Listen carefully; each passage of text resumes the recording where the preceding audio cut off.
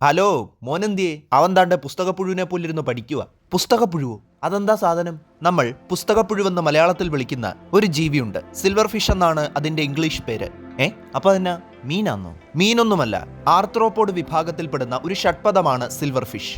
പിന്നെ എന്തിനാണ് ഇവരെ സിൽവർ ഫിഷ് എന്ന് വിളിക്കുന്നത്? ചെറിയ തോതിൽ വെള്ളി പോലെ തിളങ്ങുന്ന ശൽക്കങ്ങൾ ഉള്ളതുകൊണ്ടും മീനിനെ പോലെ സഞ്ചരിക്കുന്നത് കൊണ്ടുമാണ് ഇവർക്ക് ഈ പേര് കിട്ടിയത്. ഇവരുടെ കുടുംബ പേര് ലെപ്പിസ്മാറ്റിഡെ എന്നാണ്. വീടുകളിലും ഓഫീസുകളിലും മ്യൂസിയങ്ങളിലും പേപ്പർ, ബുക്ക്, ഫോട്ടോഗ്രാഫ്, വാൾപേപ്പർ അങ്ങനെ സെല്ലുലോസ് അടങ്ങിയിട്ടുള്ള എല്ലാം തന്നെ തിന്നാൻ ഇവർക്കൊരു ത്വരയുണ്ട്. ചിലപ്പോൾ ഒരു പുസ്തകം തുറന്നു നോക്കുമ്പോഴായിരിക്കും ഇവരെ കാണുന്നത്. പ്രധാനമായും സസ്യങ്ങളിൽ നിന്നൊക്കെ നിർമ്മിക്കുന്ന പേപ്പറിൽ കാണപ്പെടുന്നത് സെല്ലുലോസ് ഫൈബറുകൾ ആണല്ലോ.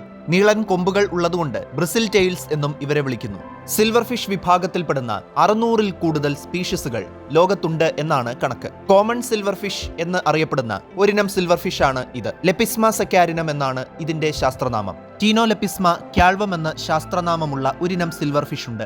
1910-ൽ ശ്രീലങ്കയിലാണ് ഇതിനെ ആദ്യമായി കണ്ടെത്തുന്നത്. ഗോസ്റ്റ് സിൽവർ ഫിഷ് എന്ന പേരിൽ ഇത് അറിയപ്പെടുന്നു. ശരീരത്തിൽ 4 വരകളും ഒപ്പം പുള്ളികളുമുള്ള സിൽവർ ഫിഷ് ആണ് 4-ലൈൻഡ് സിൽവർ ഫിഷ്. മറ്റ് ഷഡ്പദങ്ങളെ പോലെ സിൽവർ ഫിഷുകൾക്ക് ചിറകുകളില്ല.